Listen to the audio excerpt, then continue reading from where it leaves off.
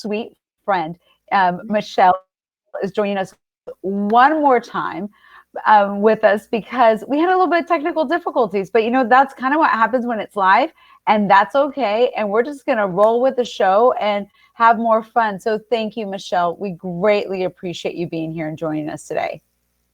Grateful to be here, girl. You are looking fabulous. Well, as are you, dear friend. And I have to tell you, did you join me? Because to do this second time, I think we needed a little bit of wine to make sure we were ready to try this one more time. Well, So were you able to? Cheers.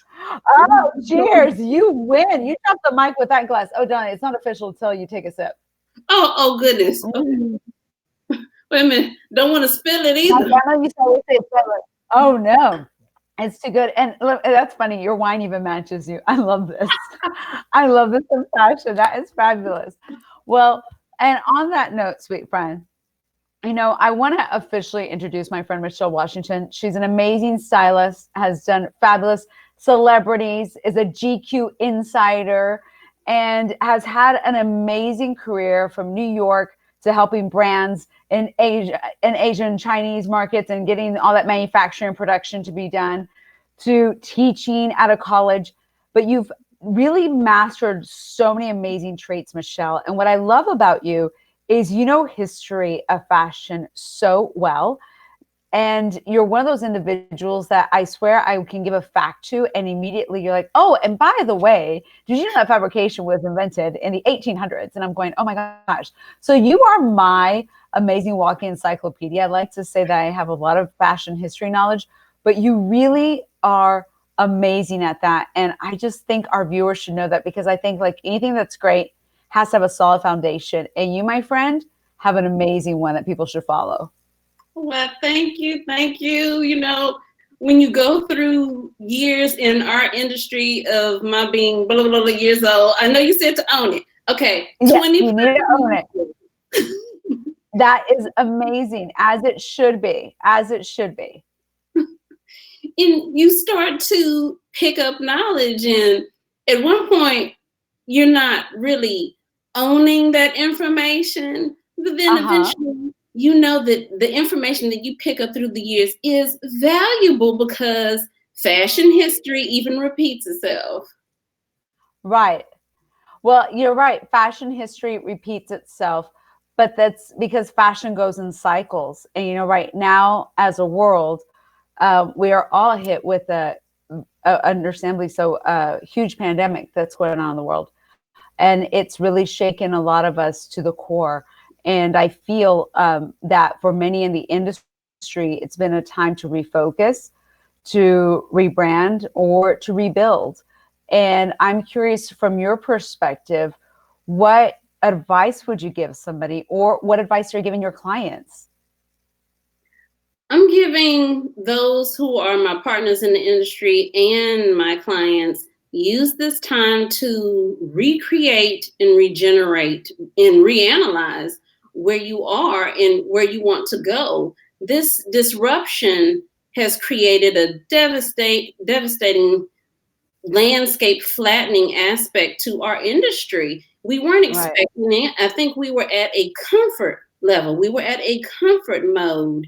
And when we were tossed this curveball, we had to now give up our automatic pilot, so to speak, which was our comfort zone. And it's forcing us all to now rethink ourselves. Right.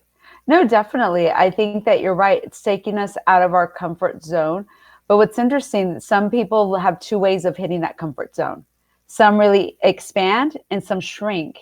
And I would say that you are definitely an expander. I would put myself in that category. We're definitely a glass half full, person. Even though when I will say, when I saw your wine glass, I was like, ooh, girl, yours is very full. So good for you on that one. But sorry, I can't raise my glass without taking a sip.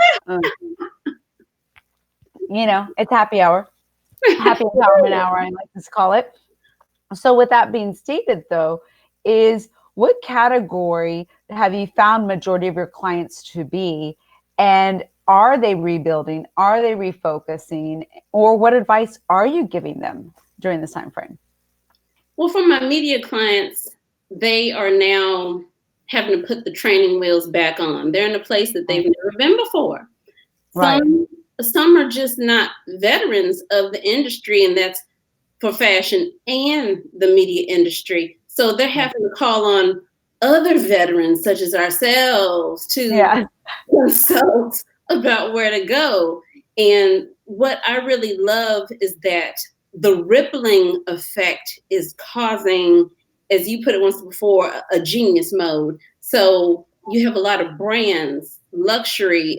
There's not a single company, large or small, that has not been affected by this pandemic, and they are hyper focusing on the fashion forecast community to navigate them through this pandemic, where the fashion forecasters are like, okay, we've lost our resources as well. We've lost our mega influencers, we've lost our content, and we've lost a steady stream of how to communicate with Gen Z.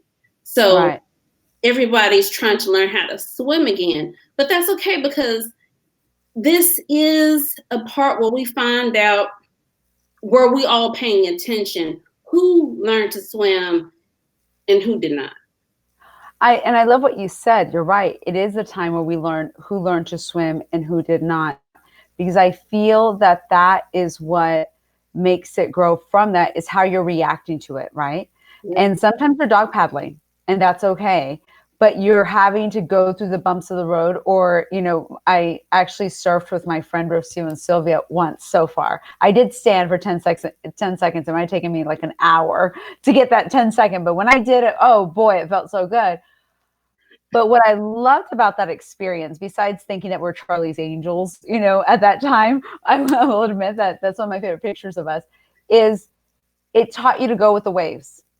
And it wasn't until you finally let go and allowed what was happening to happen to be that way. And I'm curious, are you advising clients to let go? Are you advising them to hold on?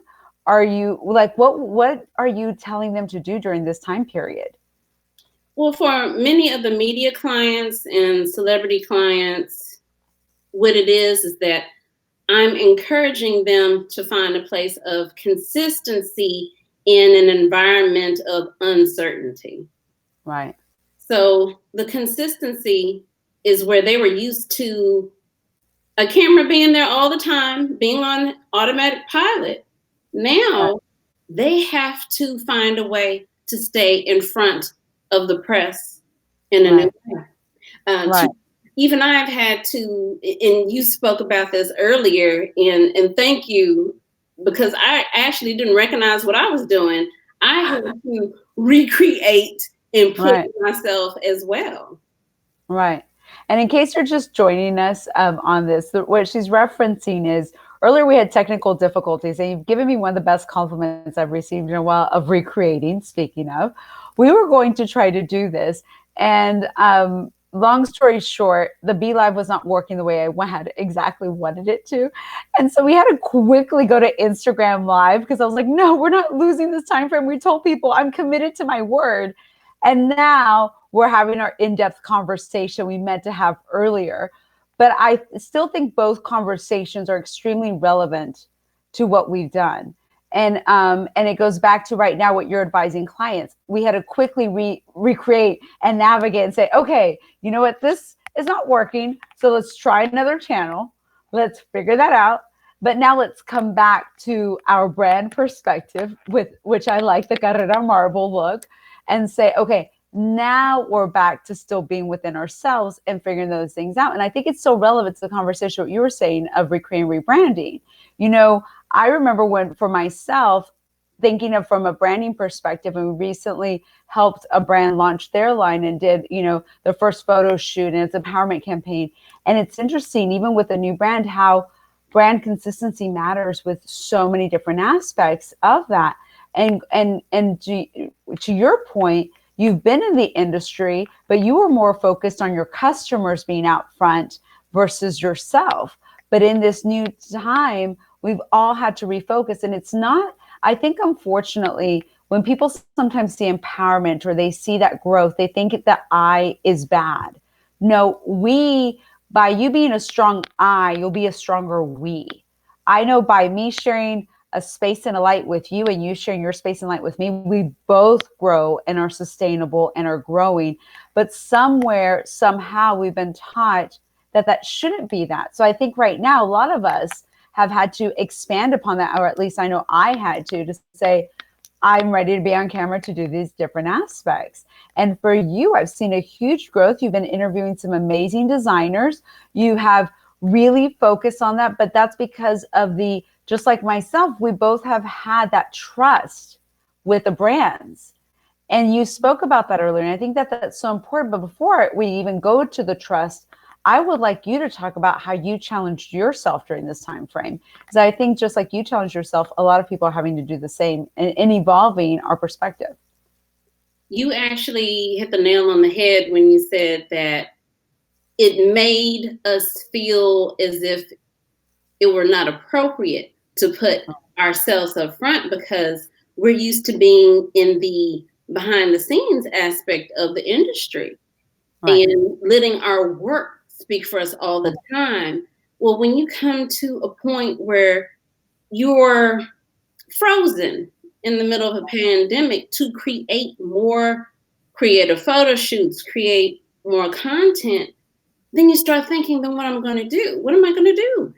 Right. And at any moment, tempted, okay, let me just fall to pieces and sit on the couch, eat a bag of marshmallows, and call it a day. No. Right. I forced myself to say, what is the next step? What am I going to do for consistency and to make myself more certain in an uncertain situation? And that's when I did call on my cohorts in New York. And at that moment, it's, who do you remember? Who do you recall? Who did you have your photo shoots and clothes from? And right. I hit those people up and I was like, hey, what you doing? What you doing? Oh, you know what? Let's talk. And let's talk in public. So I had a great interview with Mark Bauer, with Kevin Hall, with David Hart Menswear, with Celestino Couture, and with Sergio Hudson, all fake. Love them all. Some relationships were established, but then, believe it or not, some relationships were new.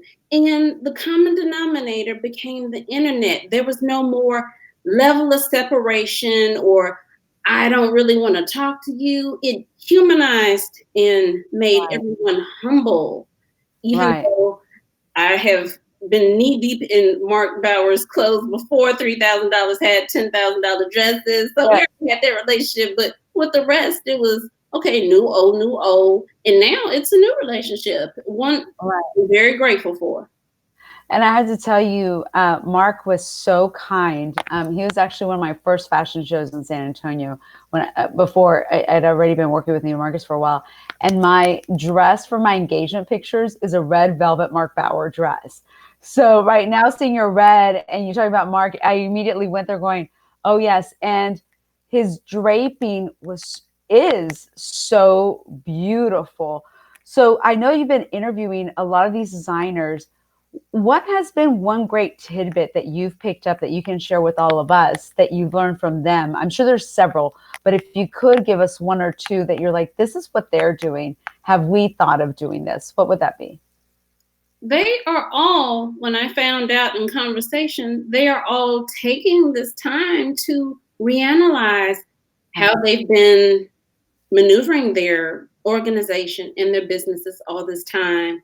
Was it the correct way? Were they getting further? What can they do differently? What's a different momentum? If they were showing on the runway, do they want to consider digital shows? So it was refreshing to hear how open everyone is being at this time. Now, Mark Bauer, the first digital show, and yes, a master Taylor Draper, and sweet. The man is so nice. You're right. He's so nice. He's kind. He's such a beautiful person. And so, and you're right. Everybody's restructuring, refocusing on that. So for a new brand that comes into play, what would be a recommendation you would give them? with the new brands that are trying to start in the middle of a pandemic, my first piece of advice is, who have you spoken with? What history have you learned? Because there are mistakes in history in our brands. You're not just an instant success, like start a brand, bam, successful. There are people who've traveled this road before and they haven't made all their failures known. So, new designer, my question is, how important is history of fashion business to you? And are you willing to sit down and open to learn from those who've gone before you? That's number one. Right. And that's a very, very good tip. Sorry, go ahead. Well, I was thinking about how many times we've seen how the larger businesses have had the luxury of marketing ads, campaigns, proposals, even huge bank accounts to move forward on what they needed to do to start, branch, and campaign their business. If you're starting in the pandemic, you may or may not have that luxury, and you definitely don't have the luxury of the automatic pilot mode that those before in previous times had, where they're like, okay, and here's marketing campaign. No, it's not that anymore. No. So and it's branding campaign, because you're telling your story every day on social media, and consistency is key. And I have seen where brands sometimes skew a bit, and they forget that, especially newer ones at times, because they want to be reactionary. But those that always rise are consistent. And I think that consistency goes with, it can go across the sector with all brands, and regardless if they're in fashion or not, because that's the main focus of what we're trying to project. Is what is the impression you're consistently making to everyone of who you are and being defined within that role. At least that's what I have found myself, whether it be an actor or brand that we're working with, is bringing up the term consistency over and over versus reactionary. And I don't know if you're finding the same thing. You've actually said the key to the recipe, because everyone wants a quick staircase to fame. Now, actually, forget the staircase. They want to take the elevator, be ready. Right. And they want it overnight. And those who they say, oh, well, there was an overnight success. Tell you the truth, if you know the real story, they had been plugging away at it for years, maybe even a decade. It's like you are just new to recognizing who this person is. Right.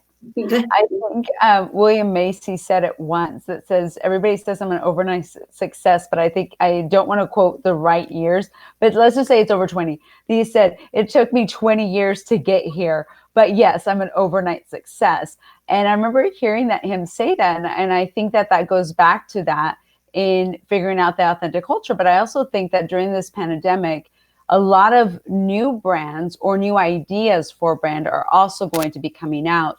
And in it, it's figuring out the role of who really is your demographic, who are you focused on, and what is the message you're wanting to say? Because you can't be all things to all people, because then you're lost. It's just like myself. I can't do everything, because if I do, I'm not being my best self for those that are in front of me or before me. And doing that, I don't know if that's also something that you touch upon with your clients, or if you have a perspective on that as well. It's where I've learned to be in my career in this industry. And I see it as, and when I say it's the being a jack of all trades and a master of none. I stopped that a long time ago. That was not getting me anywhere. People want the master of a specific trade. If, oh, I can do that. Oh, no, I can do this.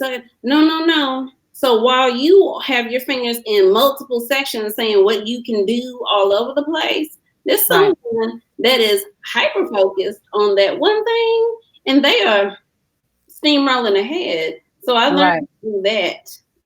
No, definitely. And, it's interesting, because when you say that, and I describe what we're doing as a company as well to people, they're going, okay, you do this, you do that. I go, at the end of the day, it's all branding. If it's a model, if it's an actor, if it's a brand, we're doing brand strategy. That's what we're focused on, is what is the photo shoot going to say? What's the story going to say? So we're focused on one thing, which is brand management and image management when it comes to that, which I know we share that passion. But it's funny what you say that, because when everybody says, oh, and you do this, you do that, I go, but at the end, it's brand strategy. That's what we're doing, and we're having fun with it to enjoy ourselves and getting there as well. So yes, going back to what you were stating, because that's why we say I build collaborative teams. You've helped me on events in the past. Others have helped because it takes a lot of great masters at different projects to able to make the most effective teams that are there. But it's through those strong relationships that have been built. And going back to something that I'll never forget, one of my favorite quotes that I've seen on Instagram, and I'm going to ask you the same thing as well, is Carmen Busquets had, and she's or was the honoree that was going to be for the Glass Swing Gala, which I'm love going to in New York, and have been a great supporter of there, or I'm very honored to be able to support that great cause. But on one of her Instagram posts, what she did, she posted, she goes, "You're not paying me for the 30 minutes it took me to do this. You're paying me for the 20 years it took me to do this in 30 minutes." And I think that was possibly the most inspiring quote I've ever seen, and what is synonymous with worth in this industry as well. And I think sometimes we tend to forget that at times, or to be able to say that out loud. And when she said it, immediately I reposted, of course, and gave her credit, but said, thank you, because it was such a light bulb moment for so many different aspects, or for that to be told her to be understood as well, which I think is something that sometimes is lost in the industry. And I really hope that when things revamp, we remember that, or during this time, how we reinvented ourselves to take those 20 years and add something new to it as well. What's been one of your favorite inspirations that you've seen on social media throughout this process? Well, it certainly hasn't been me trying to make the dance challenges. Oh, yes, I remember you telling me about that earlier. That was funny. I had a super fail on the Drake slide. That was it. Okay, no worries. But what there has been something, since we've all been so social through social media, through this time frame, has there been something that really caught your eye and that you said, this is making an impact, something I'm going to carry with me throughout this process? It's been the camaraderie across our industry that's happening.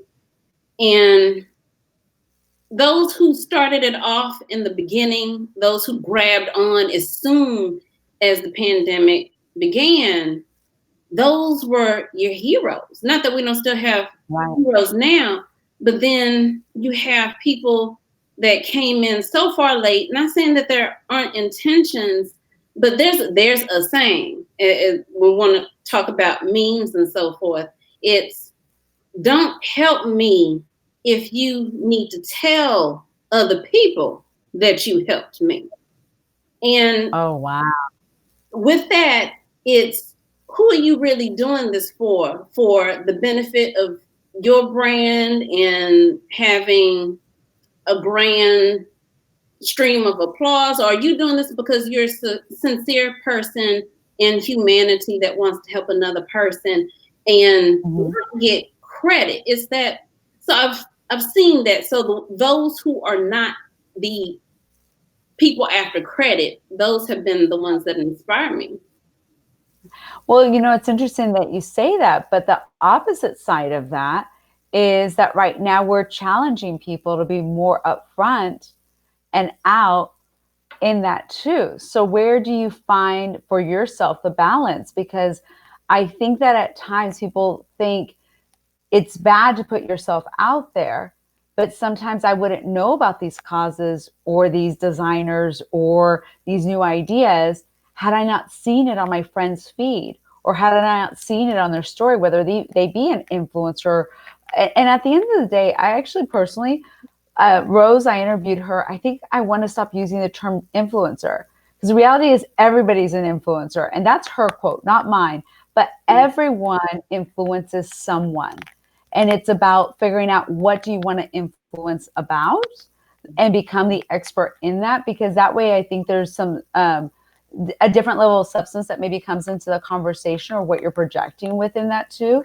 But going back to that, I will be honest with you that I have discovered a lot of things because they're my friends' feeds. And that's why from a marketing perspective, I'll be very frank with you. I've been telling a lot of people, I go, we're not to compare the pandemic by any stretch of imagination to simplify it this easily. But from a marketing perspective, we're in a Super Bowl type of ad revenue, if you will, because all the eyes are in so many different social media channels. And it's not necessarily the mega influencer, it's a micro influencer at times. Because even yourself, I don't think it's no longer based on followers, it's based on engagement and based on action based on that. Because the reality is people are going to follow you because they like your brand, they like your style, they just like your lifestyle. They want to know tips about how you live. How are you dealing with quarantine? What books are you reading? But I will tell you this, I have met recently some new friends through that I just started liking their quotes. And I'm like, oh, I just like this on this page. I'm going to go like it. And now we're one of them, Lisette Nunez from LA. We've never met in person, but now she's helping us with the Holy Mother's makeup campaign. And it all started with an amazing quote she posted. And I guess I follow the same hashtag. And that's where it all started. And I was going, I like you. You represent the values I represent. I like your aesthetic that fits me. It doesn't mean somebody else's doesn't, but it means we're on the same aesthetic as well. And I just think that that's also something fun that I've seen throughout this process as well in that collaborative spirit. But going back to that, had Lisette not posted a quote or not posted a picture of a fabulous pink office or what she envisions for herself, I honestly wouldn't know that about her to say we're like-minded. So I'm curious from your perspectives. I know it's a little different from what we were stating earlier. So how do you feel about that? Or do you still feel the same way? I'm just curious. Well, it's hard to tell right away the difference between those who are sincere about the movement of our industry helping in the pandemic from those who are chasing the marketing. Right. But at the same time, all the help is welcome. Right. Yeah. So I'm not going to say stop making PPE because you want to. Necessary. We need it all. Right. And I will tell you this, I go back to, and this has been my stance on things. And I spoke about this at the Make Her event that was in the fall. And it was, I really feel that at times when the intention that you're putting behind anything, that matters. And if your intention is to make masks and to help somebody and to help a neighbor, whether it's on Instagram or not, good for you for doing it. Because for me, you're adding to the help that's there. And I feel that in this time frame of where we are right now, it's our time frame to take off the cloak of assumption, instead to add on the cloak of, is it making a difference? Is it helping? Because I think that and that's more from a consumer perspective, not necessarily from a brand perspective. Because for me, what will resonate with me will not resonate with you and will not resonate with my sister. And it doesn't mean anything different. It's just, we're all fruit, but we just look at the world a little differently. It doesn't mean there's something wrong with it. But for myself, I have purposely really tried to see what is the intention, to your point, and what is the authenticity behind this message. But it's kind of that old adage of, and not to simplify it again even more, but I go of dancing with the girl that brought you to the table, right? You're dancing with who brought you. And I personally feel like I will walk away from this, hopefully very healthy, sending good prayers for everybody to be as healthy as possible. We're all staying home, but hopefully walk into the new world that we will all be evolving to with the perspective of remembering those that helped in making a difference. Because I think that is going to be synonymous with the success of the future of it. But to your point, if you're just doing it now because it wasn't in you, that's not the right strategy, because people are going to be able to tell your intention by the steps that you took through this pandemic to see, did they do it just because, or do they do it because they really wanted to help? And I think that from a branding perspective is something that is really important for people to analyze as we're going forward into this new perspective of this new world. And I keep on calling it a new world, but I feel like, I don't know about you, but for me, this time of reflection, and we joked about it earlier, but this time of reflection, I'm going to tell you the joke again that I said earlier with Jill Michelle, that she stated on Cristina's website on Píldora. And what it was is, the joke was, she goes, the animals are all happy. Mother Earth said, we're putting you all inside your cages and we're going to take over. And seeing the birds, I think it's the geese that came back to Venice, or the swans came back to Venice, to the canals, and seeing the animals so happy. I think they said that smog lifted in LA immediately, and, and all these other stuff. And then, of course, many of us aren't driving or different things like that. But for me personally, I have really looked at that and said, okay, I'm making more time to take walks in the morning. I actually picked up gardening. And for my friends that know me, they'll see this, they're going to say, what? And when they're seeing pictures, I'm like, I'm so glad I nurtured my little plants and what it's done. But I will say, I look at it differently. And I would say that I've always been a glass half full person that really appreciated things. But I am looking at it very differently. And I don't know if you are, or what you've learned through this process, but that's been one of my biggest takeaways from this time of reflection. I'm learning more about the companies that we have looked up to for branding, for luxury department stores, because they don't want to fall out of the limelight. They don't want to lose their consumers. They don't want to lose their consistency. And so they've had to quickly pivot. Even though maybe less than 30% of their revenue is coming from online purchases, and purchasing altogether has slowed down, and the marketing dollars have slowed down, where they find themselves is, how can I engage my customer and get to know my customer on a different level? And that has turned into what we talked about being, how do you cook this? Cookie recipes, cocktails, style challenges, all these different things. Even I've seen some other interesting things, but it's all about, how are we going to connect with our customer right now where they are, until we ride this out, and then we can ramp this back up again. So they don't want to fall out of favor with the customer, and it's commendable. That is a fantastic marketing way of staying connected with the customer, especially when we get to conversations about Gen Z. They are looking for transparency. They want to know what's really going on. They want to be engaged. The mega and micro influencers are not the core of the marketing anymore. They want to be directly engaged, which means that the consumer, the Gen Z consumer, is going to be a part of creating that content for that brand themselves. So you see them snapping pictures of, oh, I'm wearing this, or I'm eating that. They're creating direct content. Right.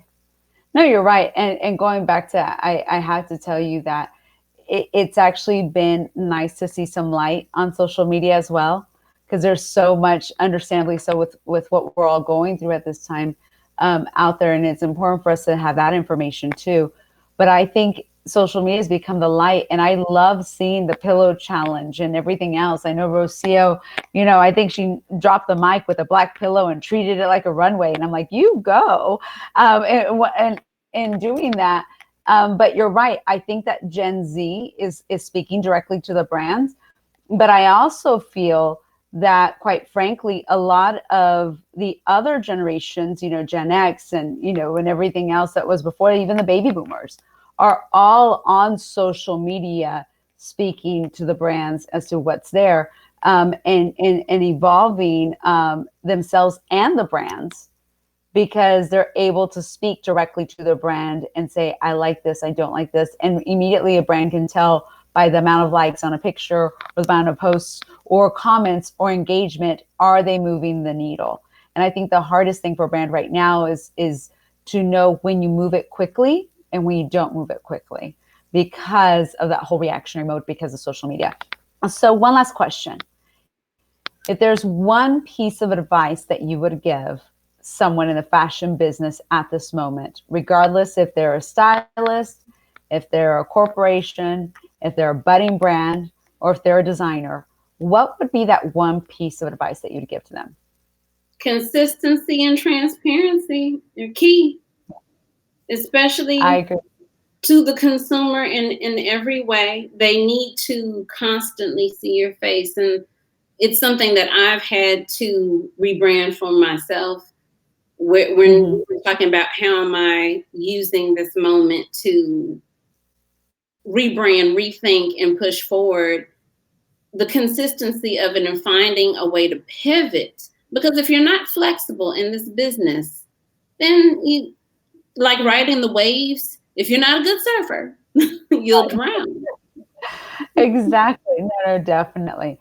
And on that note, I want to leave us with one quote that I borrowed from my very dear friend. That was a post that you did that really inspired me as well. And I reposted it immediately and gave you credit, because we both know how important credit is to be shared to those that come up with it. But I loved what you stated, that positivity is contagious as well. And those are some of the branding principles of everything that I personally love to value and to put myself with is, how are we always looking at the positivity within our brands and making sure we're putting our best foot forward, because you never know who you can help, who you can embrace, or who you can enhance. And without further ado, thank you so much, my sweet friend, Michelle. Thank you for doing this with me twice today, because I'm so grateful for you. And, you know, as we always know in the fashion business, we pivot. So today we pivoted and we still got to have fun. And we're going to go ahead and put this up on our YouTube channel. And I hope that you will also follow my sweet friend, Michelle Washington, and she's Stylist Michelle, on Instagram. So be sure to follow her and find out all the great things that she's up to in the future. Thank you so much for joining us today. Bye. Bye. Okay, I stopped the stream. Give me one